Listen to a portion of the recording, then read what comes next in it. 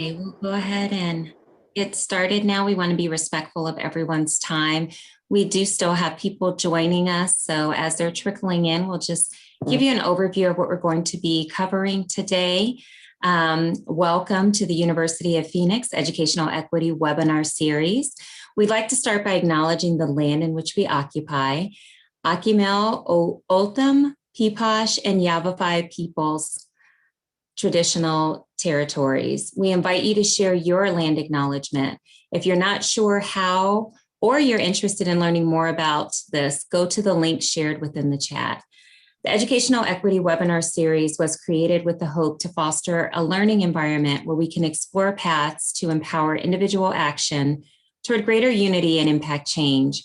As a higher educational institution with more than 56% underrepresented students employed across different industries, it's our hope to facilitate thought-provoking conversations to prepare and encourage the practice of inclusive leadership in a culturally complex society. So today's topic is Healing Racism Beyond the Dialogue, Part 2, Basic Strategies at 4 Levels of Socialization and Oppression. This is the second in a 2-part series to establish the reality of racism, followed by some strategies for healing at a personal, group, institutional, and systemic level. We acknowledge the hurt, trauma, and harm that those who have been victims of racism must carry in their daily lives. This series is not meant to be a solution, but rather a means by which to educate and bring awareness to this topic. We are looking forward to hearing from our speaker, Jackie Starks, today. And if we can move on to the next slide, please. We can move forward to the next slide. So we want to invite you to join us on June 17th for our next webinar. We'll be discussing understanding the transgender community and the disparities they face. You can register by scanning the QR code here or via the link shared in the chat. And now I'll turn it over to my colleague Saray so that she can go over a few housekeeping rules. Thank you, and welcome everyone. It's great to have you here again for those who are repeat attendees, and for those who are new to the Educational Equity Webinar Series, welcome, bienvenidos. So first, let us set the stage for today's session. Listed here are guidelines we believe essential to fostering respectful conversations. We value your participation in potentially uncomfortable discussions, as this reinforces our willingness to learn and grow. We definitely encourage you to share your experiences and perspective in the chat box, as well as asking to be respectful and considerate of all human beings being represented in this session. We ask all participants to contribute to an atmosphere of mutual respect and sensitivity, because we are connected. We're connected because we are human. So a couple of logistics here. We definitely encourage you to connect with one another. There's an incredible network here present with us today. So make sure to share your LinkedIn profiles, perhaps any events that are related to these types of topics. Please use this platform to connect and share resources as well. Maybe great reads related to healing racism. We definitely want to encourage the learning and sharing among all of us here today. So as you have questions, please feel free to add them into the Q&A box at the bottom of your screen. We will try to incorporate these into the conversation throughout the next hour, and a recording will be sent out to you in the following week with this great session. So without further ado, let's move on to introduce our speaker today. Our speaker is Jacqueline Starks, certified diversity executive and independent consultant, Jack of all trades. We're so honored to have her here today with us again for the second time. And if you haven't listened to the first part 1 of Healing Racism, we do have the recording available on our YouTube page, and we'll be sharing a link because it was a phenomenal session that we had with Jackie last month in April. Jackie is committed to inclusive excellence and making a sustainable difference, recognized by notable organizations, offering us a small glimpse of Jackie's tireless work for equity, inclusion, mediation, and nonviolence practices that make a difference. Jackie's also the Manager of Diversity, Equity, and Inclusion and Engagement for Maricopa County Community College District. She's a co-lead of the Healing Racism Committee, co-founder of the Arizona Multicultural Education Conference, and sits on various councils and boards. As you can see, Jackie is the epitome of jack of all trades. And here at University of Phoenix, we have been very fortunate to collaborate with Jackie over the years and learn from her leadership, her expertise, and passion for advocacy and justice. And today we have the opportunity to share her wisdom with all of you. So now, without further ado, we'll turn it over the tide to Jackie. Thank you, Saray, Tandra, Jaleesa, Casey, Jimmy, and all the amazing family that I've made over at University of Phoenix. I appreciate you all. I'm going to just get my PowerPoint going here, and we are ready to roll. All right. I think we're good here. So welcome, everyone. And I just want to ask a question. How many of you, and you can put this in the chat, were not able to make it to part 1? You just make a note in the chat. That'll be great. And if you didn't, don't worry about it, because I'm going to give you just a real micro overview of that. For those of you who attended part 1, if you can, in the chat, maybe put in the chat 1 to 6 words to describe your experience, what you took from that, what you learned from that. And if you put those 1 to 6 words, you will help others who are not able to attend get a feeling for what that was like. So let me give you all just about 30 seconds to do that. And one of my colleagues from University of Phoenix will share a few items that you put in the chat.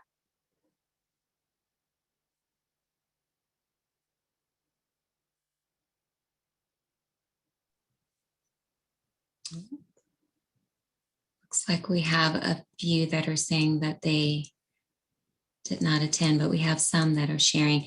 For those that were not able to attend, we'll go ahead and share the link to that recording in just a moment as well. Okay. We have someone said part 1 gave me a lot to think about. I learned a lot.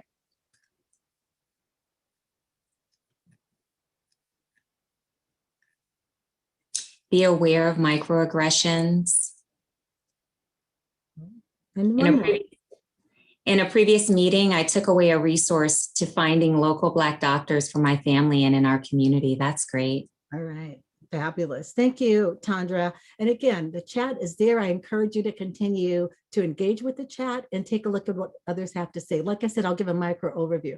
I do want to share one thing. There's a couple of things that came up from last time that I do want to go over. In the video clip that I showed that gave us the history to really understand race and racism a little bit more before our conversation, in that clip, it talked about slaves. And remember, in that presentation, I talked about words and how we use words and how important it is. So I just want to say, remember that people are not slaves.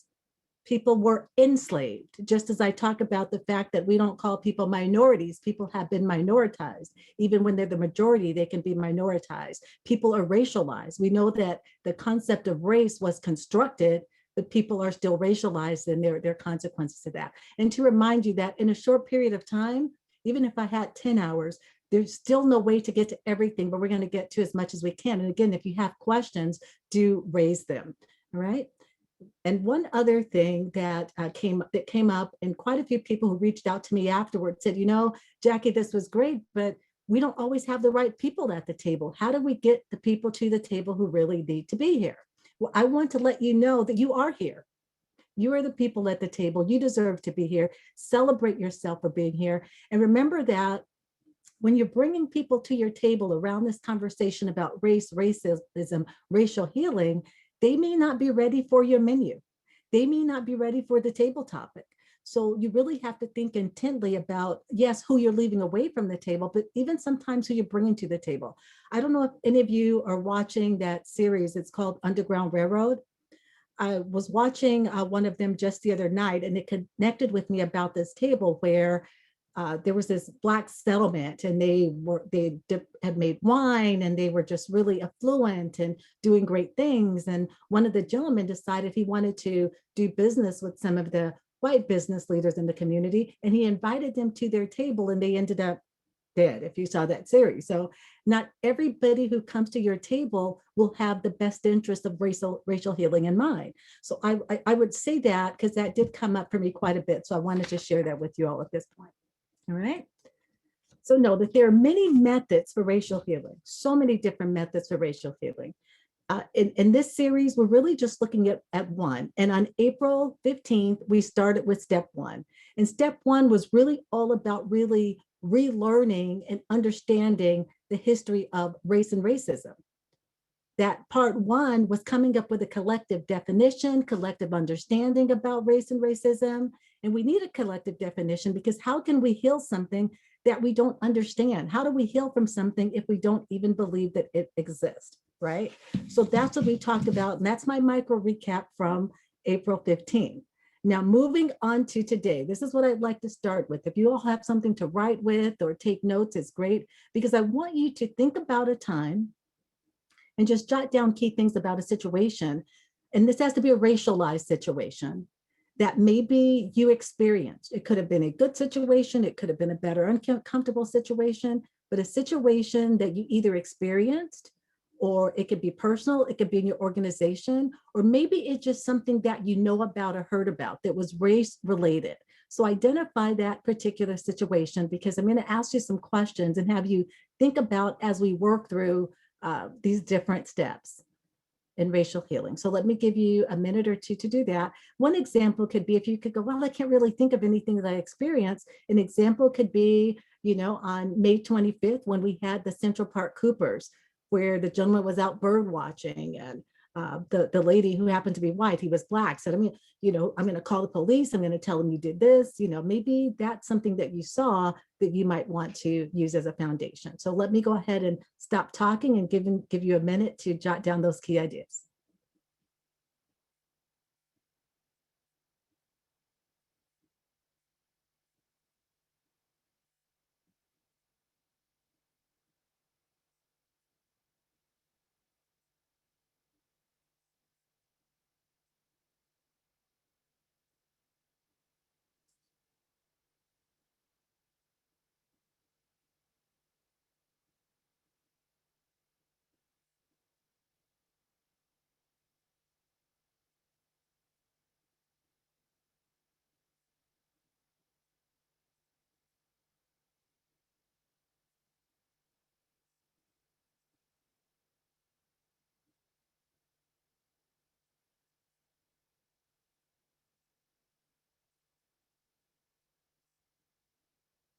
Okay, I think that's about a minute. Remember, I don't really have a timer. I just make it up in my head and say, okay, that feels like it's about a minute. So again, I want you to keep this particular situation in mind as we go through these different steps. So step one, we did on the 15th. When we move into step two of the method that I am going to take you through, remember, there are over 40 different methods for racial healing. I'm taking you through one that I have worked with that I found that is valuable, but there are many. So take a look at the situation that you identified, and then you have to say, what type of racial healing are we trying to achieve? Am I trying to achieve? And that's really important to know what it is you're trying to accomplish. I think about that, again, the Alice in Wonderland clip. If you don't know where you're trying to go, then it doesn't matter which way you're going, right? So I'm going to share with you 4 different types of racial healing that I use, that I have people really focus on and set vision. One of them is what I call the let's just keep talking about it and do nothing. You might look at my titles and say, oh my gosh, none of them are bad. They're all good. They're all good. This is the one where it's a conversation, where you might decide that racial healing is all about the conversation, talking to people. Let's just talk about it. Let's bring more information. And that's a strategy. So when you take a look at the situation that you identified for, racialized situation, when you think about racial healing, is this a space that you want to be, where we're having conversation? In the dialogue, understand that if you're in a dialogue system or method of racial healing, it's not necessarily to have a goal of taking action. And I know that people will sometimes go into dialogue or conversation sessions about racial healing and say, well, they're not doing anything. That might not be their goal. So when you put yourself in a space of racial healing and you want to work with a group, you have to make sure that their goals and outcomes fit what it is you're looking for. So that's one thing that we're going to just have the conversation. The other one is what I call the window dressing. The window dressing racial healing is when we say words, right? We might say anti-racism, it's in our vision, it might be in our mission statement. If we have a brochure, we make sure the brochure is racially diverse. It may not represent our company, it might be Photoshop, but it's where we do those key things. So we have key buzzwords in our correspondence and the things that we do. And that's what some people do in terms of racial healing. Again, that is a step. That is a step. So know that. And you might be working in an organization or part of a group that this is what you do. And again, you're saying, why aren't we doing more? But this might be their goal. Their goal might just be that outward presence of racial or appearance of racial healing. The next one is what I call abracadabra. Abracadabra is when we just want to wait and see what happens. So you're probably not doing much, maybe not having much conversation, maybe not doing much with your brochures or statements, but this is when we say, okay, let's just take a step back and let's just wait. And in time, it is going to get better. So let's just wait for time to make things happen in this state. So sometimes we think it's going to happen by magic, and this is what I call the abracadabra. So for some people, that is the type of racial healing that they're looking for. And the fourth one, which is the one that's going to be the focus of what we're talking about today, is what I call the swoosh. And this is where we're going to get things done. The swoosh form of racial healing is when we understand race and racism, we create action around that, we create plans, we have a vision, we have a commitment, and it is intentional. And everything that we do, it is very intentional about how we're going to approach race and racism. So what I'd like you to do is think about your situation, and let me go back and let's light up the chat right here. What type of racial healing do you most subscribe to? And if you think about the organization or the work that you do, which of these four do you think they most ascribe to? All right. And if you're uncomfortable, don't put anything out there. If you are, I'm going to encourage you to, again, write that in the chat. And again, Tandra, one of my colleagues from University of Phoenix, will share a few with us.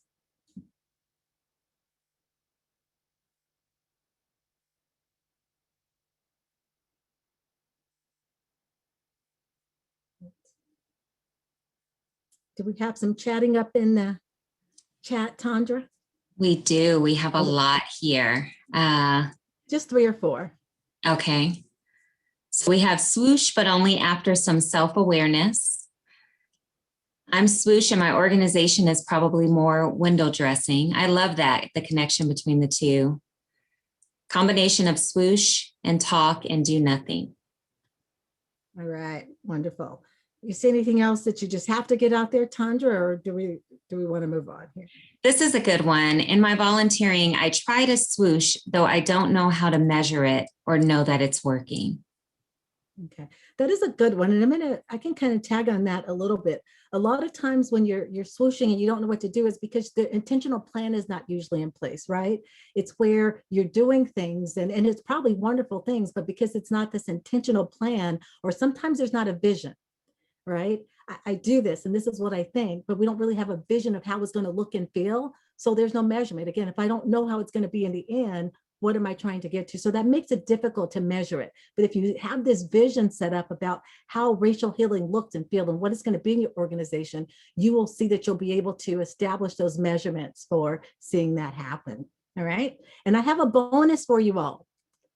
The bonus is something else. You might say, well, it's not really one of those 4 things, Jackie, but we subscribe to something else in the work that we do.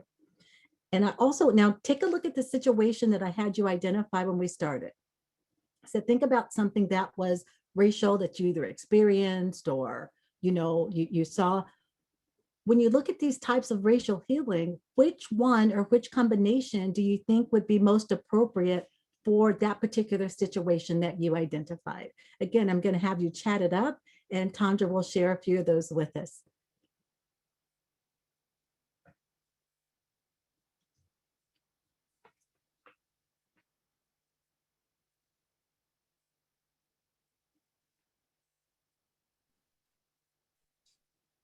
Or Saray, yes, go for it, Saray. Hi, and while people start adding things, I'll just even say one of the comments earlier, it said window dressing sounds like something I personally feel that organizations do. I know individuals do too, but more prevalent in social media. And as a response to your question, Jackie, talking for sure, silence is violence. That's so true. I don't see the first four as anything authentic, so I have to go with something else. The example I identified was police related. It has to be swoosh. No time for anything else, in my opinion. The need is to be prevalent and too dangerous. These are great comments. Great. Yeah, absolutely. Great comments. Continue to engage with the chat. Thank you, Saray.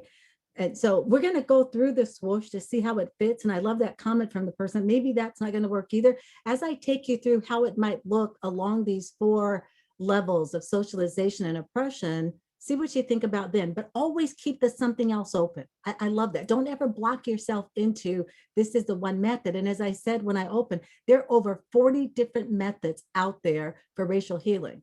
One of them that you find that is the same in all of them is really the step 1. All of them pretty much start with understanding what it is you want to do before you get out there, understand racism. But other than that, they're different. All right, so as we look at this swoosh method, we're going to look at this particular type and how does it fit within these 4 levels.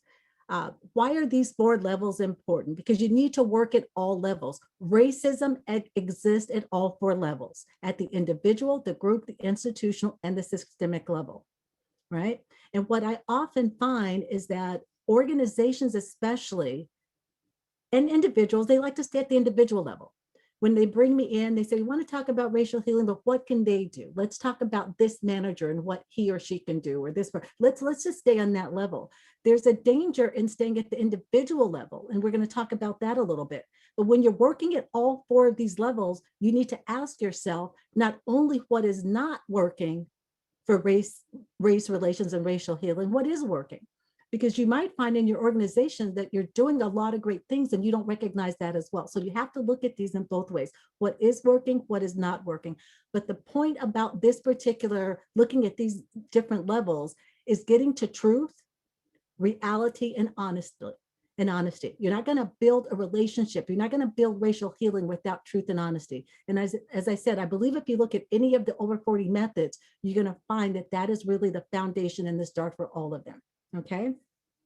So when I talked about this individual level, why do you think that it would be dangerous to just focus only on the individual level, which is where most people want to stay? Let's just focus on race and racism, how it impacts the individual level positively or negatively. What can be some dangers in doing that? What do some of you think about that?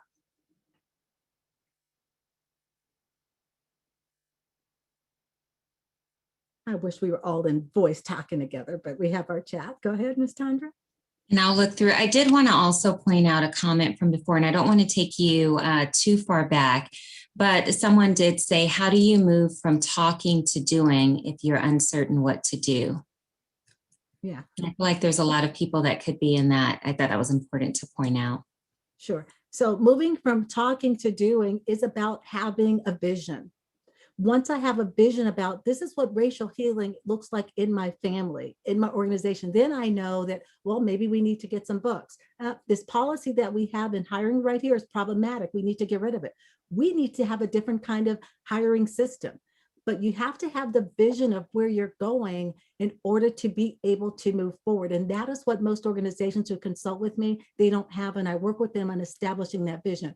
Once you have that in place, it's very easy to set up the steps and measures. I shouldn't say it's very easy. It is easier to do that. And the other thing too that I find is that people are afraid when they're talking about racial healing, they're afraid to say the word race or racism. They talk about it as if it's this nebulous thing out there. When you're doing racial healing, you cannot be afraid to say race. You cannot be afraid to say racism. You cannot be afraid to look at and call out white supremacy. And the other thing that people are afraid to do, let's say there's a situation that they're dealing with where Indigenous people are being harmed.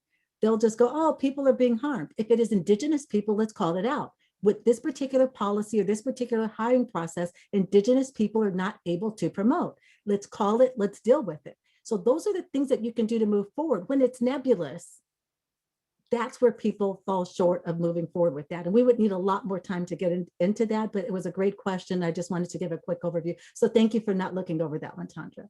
Absolutely. Good. And then in response to where we are now, a few comments, but one in particular that was shared is my HOA required me to take down my BLM sign or Black Lives Matter. And now I joined the HOA to understand why this is a problem in my community. Talk about action, right? And let me go on to some questions. Jackie, in your studied opinion, which form of racism impacts the individual covert or overt? Out of covert, which impact, they're all impactful, but right now in society and things that are happening, the introvert, the overt part, the part that you can't see, right? Because right now the thing that's out there, that's covert, we can put our finger on it. It's usually the stuff that's hidden that impacts us more, because that also allows organizations to say it's not there, it's not real, because it's difficult to put your finger on. And so, and it comes in really slick ways, not just through policy, but through many different things. It's really slick the way they put that in there, the way you reorganize it. I go back to looking at housing, like when we're looking at anti-racism or the color of law, when it looks to that, how we have housing laws that expressly say you can't discriminate, but there are ways that you can do that through these city ordinances that still don't say that it's racism, but that people aren't going to get in because they're just not going to get a mortgage that's going to be conducive to that, right? So those are the tricky parts in organizations. And even when we can point it out, we try to make it about something else, right? So that is probably the most impactful that I would say, in my opinion. Thank you for that. And one more here. In my experience, calling out racism puts one in danger. What are your thoughts about this? Oh, absolutely. You always have to weigh your benefits, right? You have to weigh, when you're calling out racism, what are the benefits and what are the risks? And that's an individual. And I always tell people all the time, when you're looking at, well, Jackie did this, Jackie's out there doing that, don't weigh your risk and benefits based on how they work for me. You need to know what you're comfortable with. And there might times that you might lose positions, you might lose your job. There are times that you can lose your life, right? So you have to weigh that and then decide what it is that you want to do, because there are definitely risk and benefits. We see that now with legislation. I call, many of us are calling it the gag legislation. There's a threat now through legislation to say, don't talk about racism, don't talk about critical race theory. Let's rewrite history to pretend that racism didn't exist. So if you're in an organization where they ascribe to that, or if you're in a state where that's a part of how, they're handling even academics and higher education, that puts us in a situation. Do you want to be fined? You might lose your job, even when you know that it's the right thing to do. So definitely there are risks within that to calling out race and racism, because it is just an uncomfortable thing in our system that we don't want to deal with. So we have to get comfortable being uncomfortable if we are to get to racial healing. All right. So again, so let me just go through, and I talked about at this individual level. As I said, many people like to stay at this level, but there's a danger in only trying to heal racism at the individual level without looking at the group, the institutional, and the systemic. And this particular quote captured: a bad system will beat a good person every time. So if as an individual, you're reading the books, you're taking the action, you're joining the board, you're putting a plan together, but then you're in a system that you go back and they block you, right? We don't do that here. That's not the way it works. You're being a troublemaker. You're just pulling the race card. All those things that they do to block you, that's a part of either the systemic way we do things or based on the way the rules are set up within the organization. We can't change that policy because it's going to take, there's too much bureaucracy and red tape, and we can't change. Yes, it's a policy that's steeped in racism and equity, but we just can't change it. It's been on the books 50 years. So as an individual, when you go into a system like that, it's going to be very difficult. This is why you can't only focus on the individual. You have to look at all four levels, because your systems will tear down the individual. Your institutional rules will tear down the individual, even when it's well-meaning, right? So that's one thing that you want to keep in mind when you're doing racial healing work. So again, the importance is that to get it done is that we are looking at all four levels. What tends to happen in organizations and groups that only focus on the individual level is this: get it done moves to get it gone. and nothing ever moves forward, right? So this is what happens in that system. Okay, let's go ahead and move into, again, at any time if you have questions, that's wonderful, let me know. Let's go ahead and take a look at these four levels here and how we can use the swoosh to move things forward. So at the individual level, one thing that you can do, and if you all want to take a moment to do this, is think back to the earliest time when you realized that you had a racial identity. What was that like for you? What were some key ideas and some key factors? And when you think about that experience, what did it teach you about your racialized identity? What feelings came up for you then? What feelings came up for you now, right? I can go back to elementary school, even kindergarten, just to put my own self out there. One of the earliest times that I remembered about having this kind of racialized or colored identity was in elementary school. And so I love the term Black because I grew up with say it loud, I'm Black and I'm proud, right? And in our school, our motto of the elementary school that I went to was, I am somebody. Everybody in that school could quote Langston Hughes, and you had to quote him on demand. So even people who were not Black in my elementary school, they would say, I am somebody. I am Black and I am beautiful. Even if you weren't Black, you know? So this idea of being Black and beautiful was a part of my earliest memories. And, you know, I get excited to think about that. And now I think about how it gives me that pride to be able to say I am Black, and I can own that in a way, to me, that is very special. So those are some important things to think about, right? Go ahead, Sari. We actually have Patricia that has the raised hand, so I'm going to go ahead and unmute you. If you want to go ahead, Patricia. Can you hear me all right? Yes. Okay, wonderful.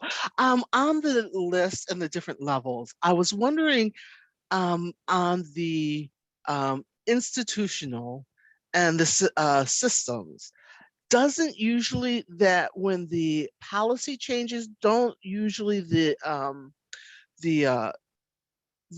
institutions follow along once you get those policy changes done, just based because it's law? Not always, Patricia, but a lot of times that happens. And we're going to be looking at those levels, but you're right. This is why they're important. Is for Okay. some people, you have to have the rule, the law, the policy. And if you have a rule, the law, the policy that say, we are an anti-racist organization and we will do X, Y, Z, some people will move along. But we also know that people find ways to get around policy and laws, right? Because we put a lot Definitely. of rules and policies on the book that people find ways of not following. But that is a start.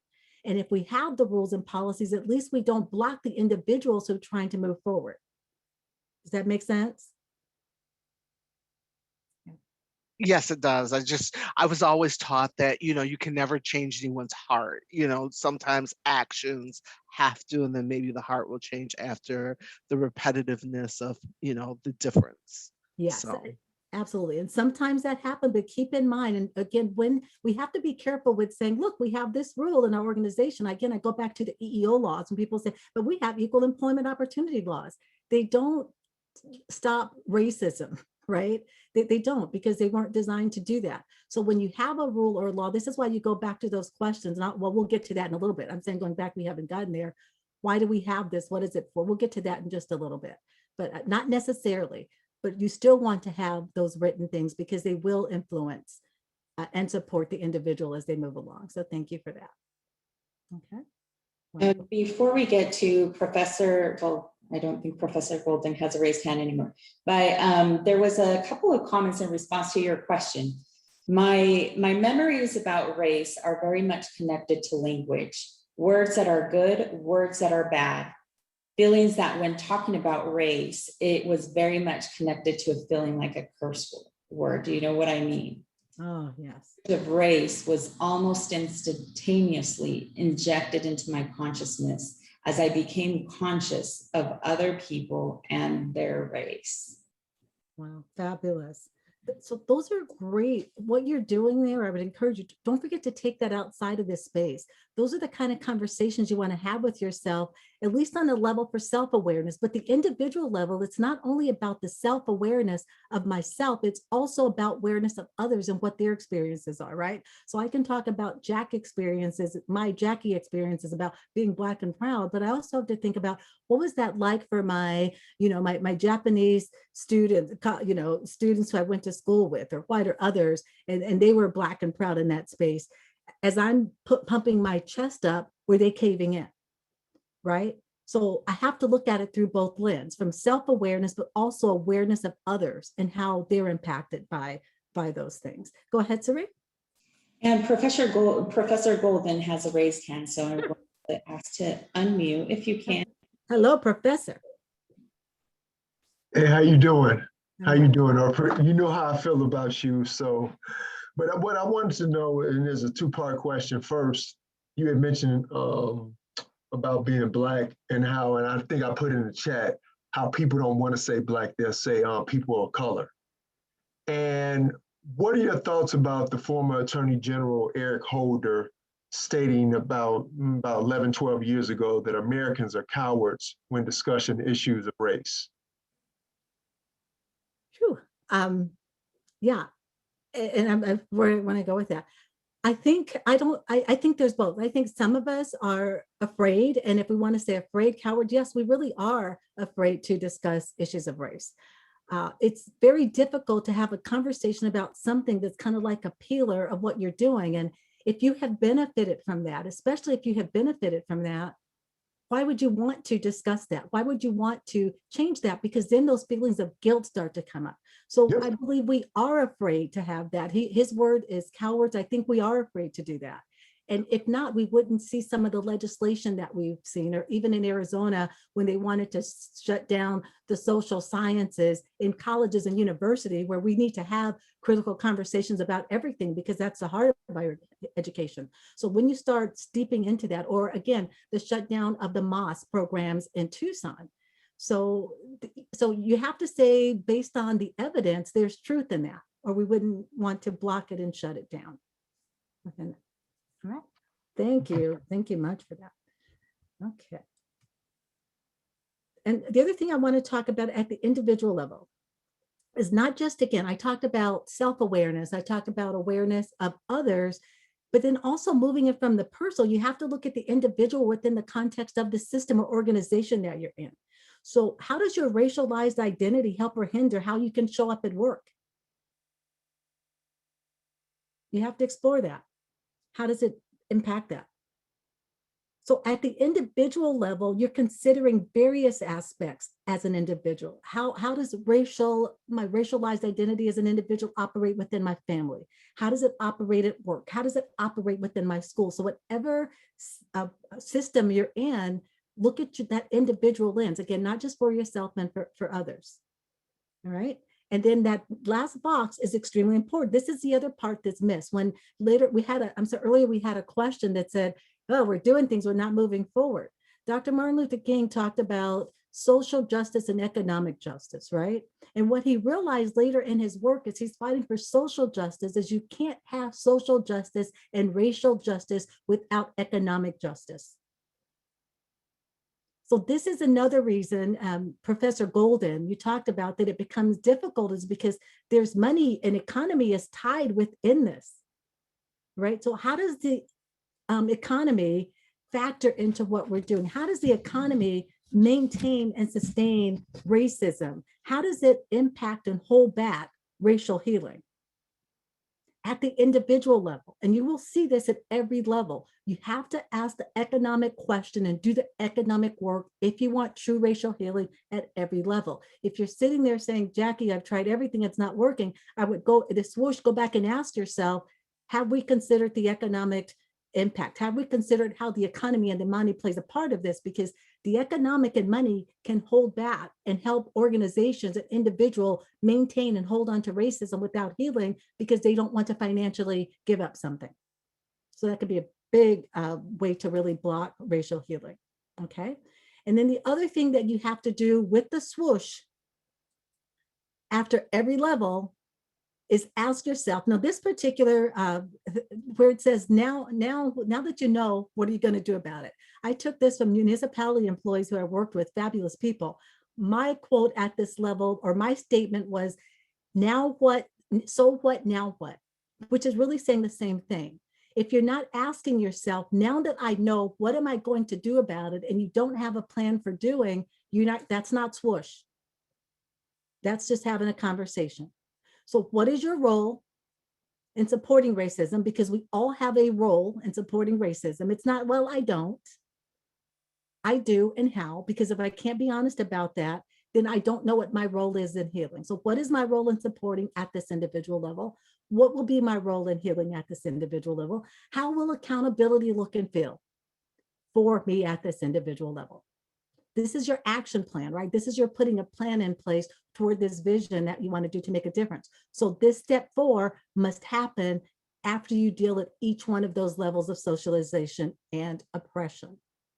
Okay, at the individual level, it might be, well, I'm going to journal, I'm going to write a book, I'm going to join a nonprofit. As one person said, I joined the association to find out a little bit more about what's happening, right? Sometimes it's just to breathe at this individual level.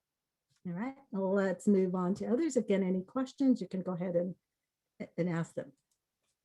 We do Yeah. have a few questions, Go ahead. Jackie. Uh-huh. Let me pull them up here. So we have one that says, why is it described as a system issue when something happens from a profession? And in parentheses, they have law enforcement, when all agencies are not having these incidents or experiences. So when you look at a system level, it could be that particular, always, even for the ones who are not having this, and let's say that things are rolling well, there's still a system, right? But when you take a look at things like policing within our United Statian culture, there's a system to the way that operates in many different levels, and even dissecting why and how we have policing and what are those things that we hold onto in current day policing that comes from the slave patrols. And maybe it's nothing, but if we don't ever explore it, we don't know. So there are things. And again, you might be in a system where you say, well, policing, and say, well, in our area, it's not the case. But if you don't ever explore it, you don't know. And if you do, and you say, well, this works over in that system, in that jurisdiction, but not in ours, wonderful. Then you still have to ask yourself, what's next? What do we do to maintain that, right? So hopefully that answered your question within that. And that's why we speak about it from that framework. And a system can be not necessarily this whole big thing. It might be just my one little church that I go through. That is a system. It might not be everybody who identifies with that religion, but it might be this one little space or church that I'm in. And one more question, Jackie. Economically, how does the number of liquor sales in low economic communities apply to these groups, and how does this prevent healing? So I cannot answer that specifically because I don't have the data in front of me. I know that there's data related to that, which is why certain industries are built in certain areas where they are poor, low economic, or racialized areas. So I know there's information behind that, but if I try to answer that without the data, I would not do justice to that. So I can either try to pull it up and share it with University of Phoenix so they can put it out there. So I would not do justice to answer that for you, but I believe there is an impact based on the data. Right. Thank you, Jackie. Absolutely. Okay. So then we move on to the group level of Swoosh Get It Done. So at this particular level, this is when, and your group might be, again, it might be your religious group. It might be your church. It might be your family group. It might be your governing board or your board of directors. It might be upper management. It might be middle management. It might be faculty group. So group can be in many different ways, but whatever that group is that you identify, you know, how does power work along racial identities in this organization based on this particular group that we're looking at, right? So you have to again ask the questions, how does it look? How does the power within this happen? And then, so that's one thing. The other thing you need to take a look at is from the individual level. Based on what I know and my experiences as an individual, what are some things that I need to know to understand more about my particular racial group so that I can better understand racism? right? So that I can understand the completeness of it. So I look at it through my individual lens, but I also need to look at it from that group of being white, to being African American or Indigenous or Asian American, Latinx, whatever that particular group is. So you want to do that as well. And again, we ask the question about the economic impact at the group level. Okay. And again, I know I'm kind of going through fast because we have a lot we want to cover in time, but just know that it needs to be there. And the other thing you have to watch out for at this group level is when gaslighting and race lighting start to occur, right?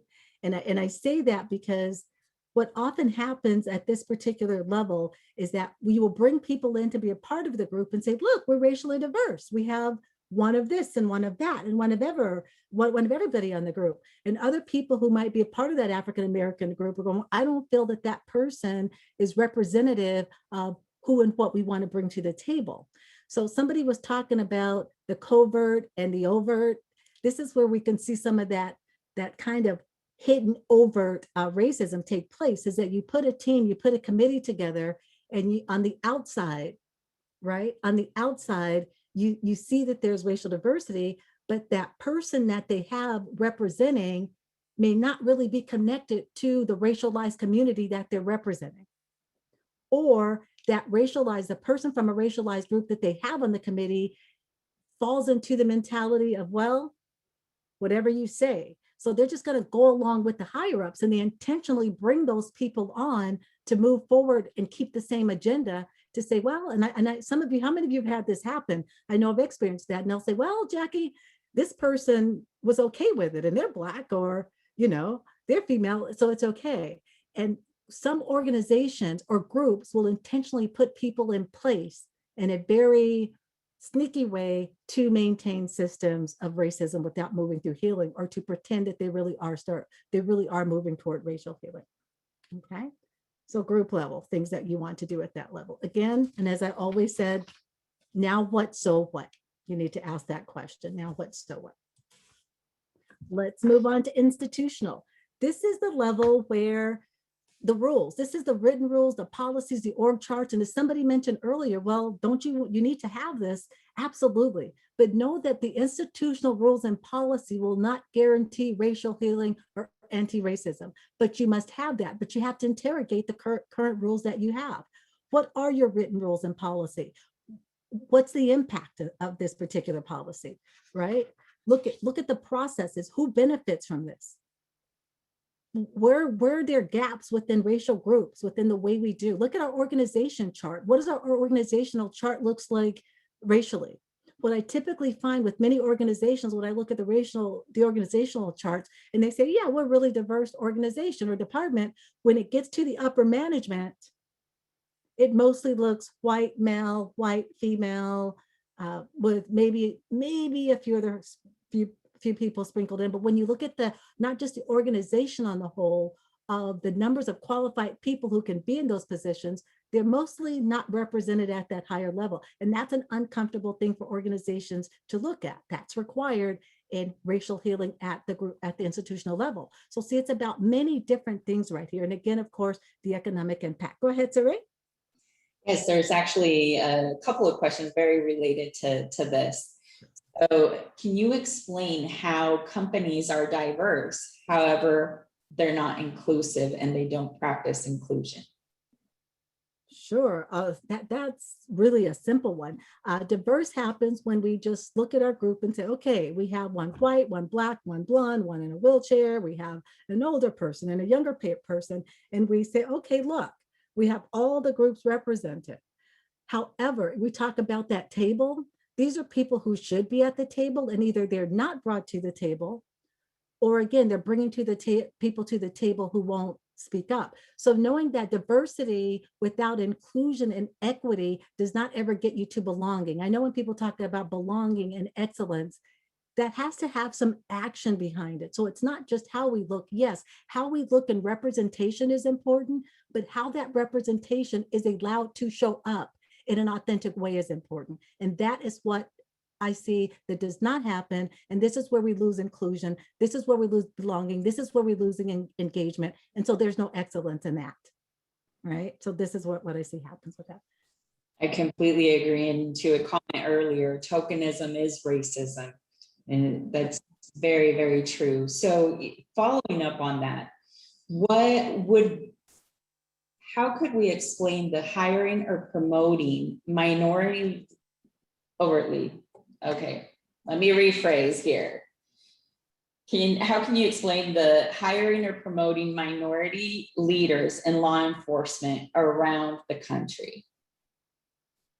How can I explain the hiring and promote so I'm not going to say minority leaders, I'm going to say leaders who have been minoritized, right? And the fact is that you want representation. When you talk, if you are an organization and you say that diversity, equity, anti-racism is what we do, representation and qualification is important to your community, to the customers that you serve.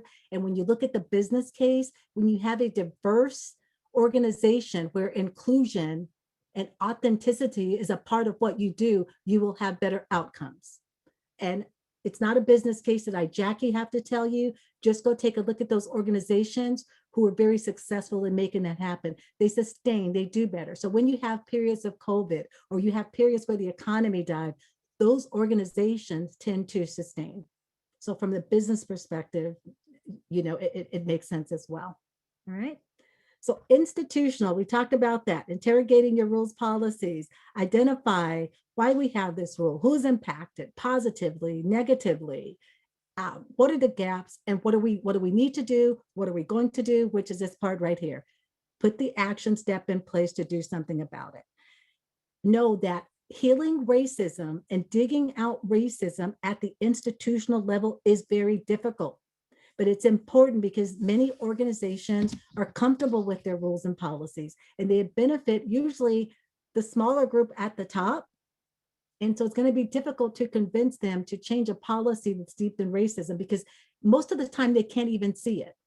And when you're higher up in an organization, because you're in a higher position, you can convince others that it's not there. Not because it's not there, is because they trust you because of the position that you're in, or even if they don't trust you, they feel they have to buy into it because you're the leader and you're at the top.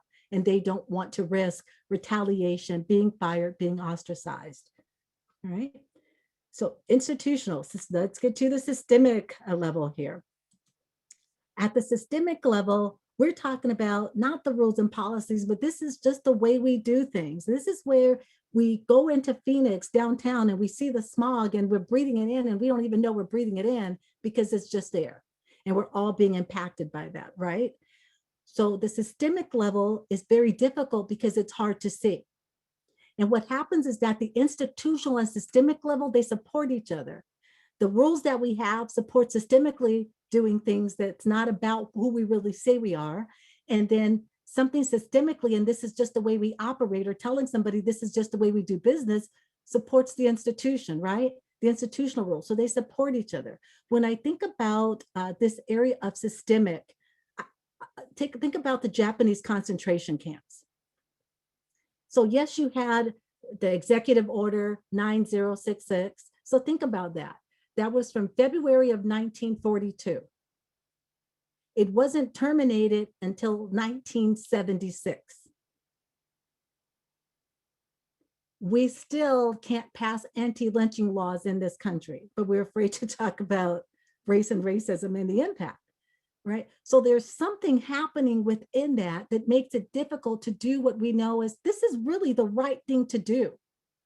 But think about how many years it takes and how many conversations it takes, because things are happening systemically that you can't put your finger on.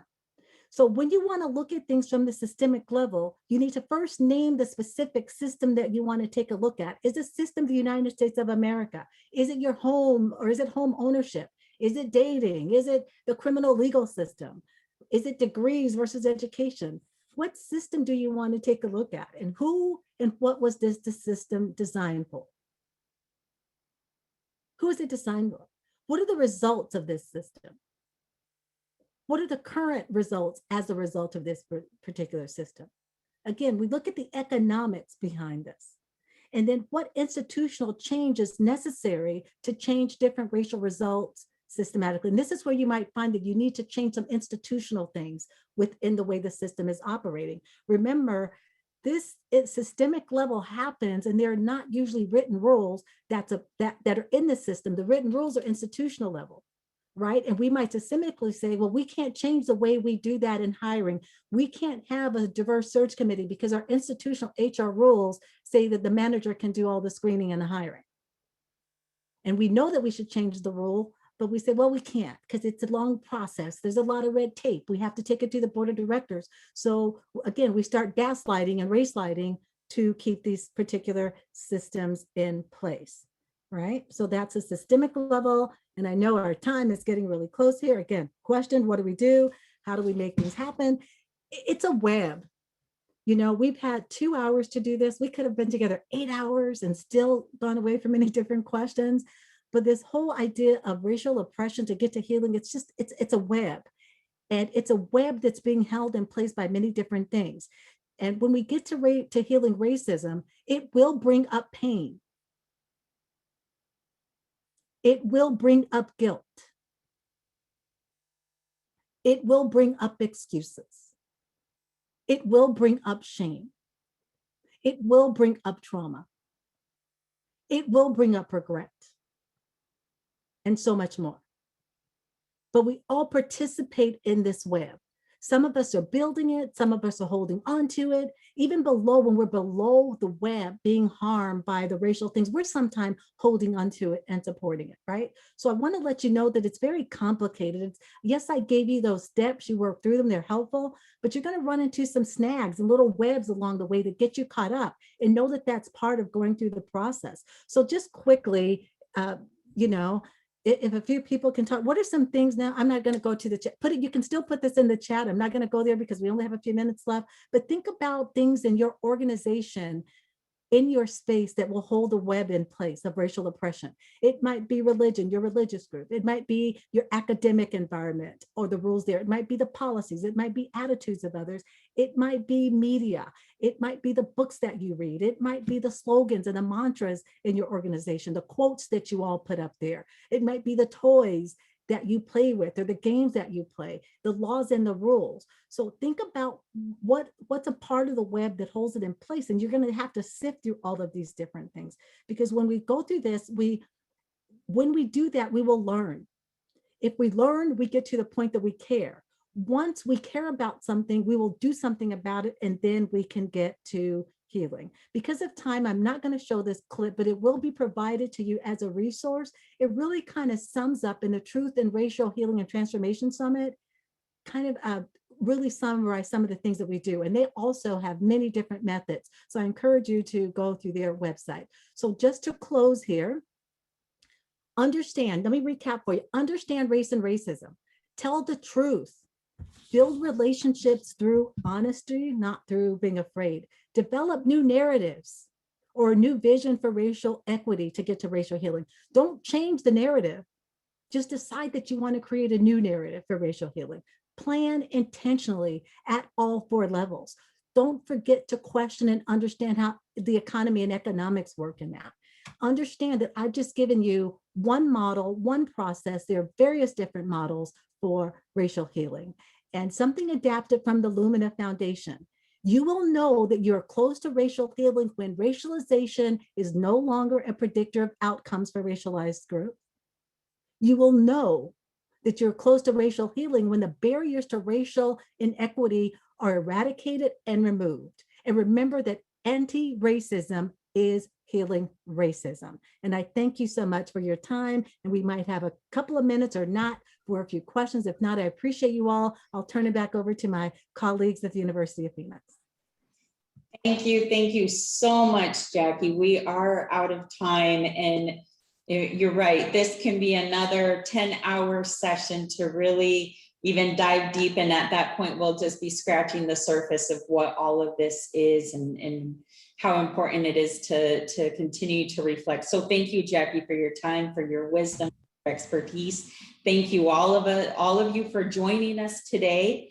And we want to invite you to register for our webinar next month, and it's going to be on understanding the transgender community and the disparities they face.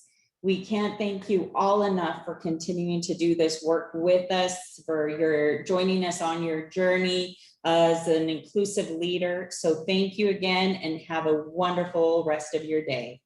Thank you, Jackie.